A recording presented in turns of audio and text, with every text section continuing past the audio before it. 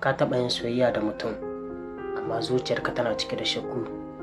Ka taɓa zama tare da wanda yake cewa yana son ka amma kana jin kaɗaici. Yau bari mu yi magana mai zurfi. Soyayya ta gaskiya ba hayaniya ba ce. Ba ta zuwa da surutu mai yawa. Ba ta zuwa da alƙawurran da suka fi ƙarfin hali. Soyayya ta gaskiya tana zuwa ne da natsuwa. Mutane da yawa suna cewa ina son ka cikin sauƙi, amma soyayya ba kalma ba ce. Soyayya hali ne, soyayya aiki ne, soyayya haƙuri ne, soyayya juriya ce. Idan mutum yana son ka da gaske, ba zai wahalar da zuciyarka ba. Ba zai sa ka rika tambayar kanka kullum ba, shin yana sona kuwa? Shin tana tare da ni da gaske? Soyayya ta gaskiya ba ta barin ka cikin duhu, ba ta barin ka cikin tsoro. Tana sa ka ji kwanciyar hankali. Soyayya ta gaskiya ita ce yadda yake kula da kai idan baka da ƙarfi, yadda take tsayawa a gefenka idan duniya ta juya maka baya, yadda kuke gyara matsala ba tare da raina juna ba. Ba wai rashin saɓani ba ne soyayya, a'a, amma yadda kuke warware saɓani shine ke nuna zurfin soyayya. Mutum mai son ka ba zai nemi ya ci nasara a gardama ba, zai nemi ku ci nasara tare.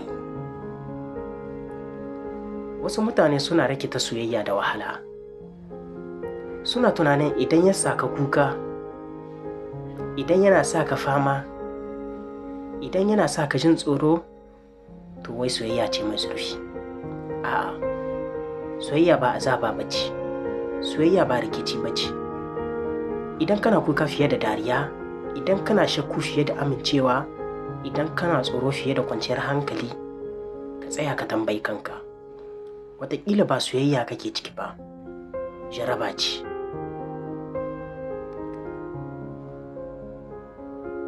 Kada ka tilasta zuciyarka ta zauna inda ba ta samun salama.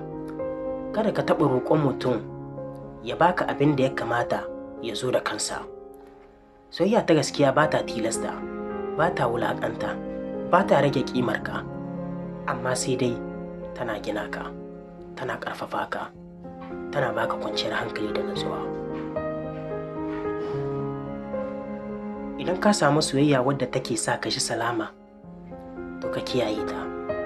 Idan ka samu wanda yake girmama ka, to ka darajanta shi. Domin a duniya mai cike da hayaniya, soyayya ta gaskiya abu ne mai wuyar samu. Amma sai dai ka tuna, soyayya ta gaskiya ba hayaniya ba ce, salama ce. Soyayya ta gaskiya ita ce wadda a duk lokacin da ka tuna da wanda yake son ka,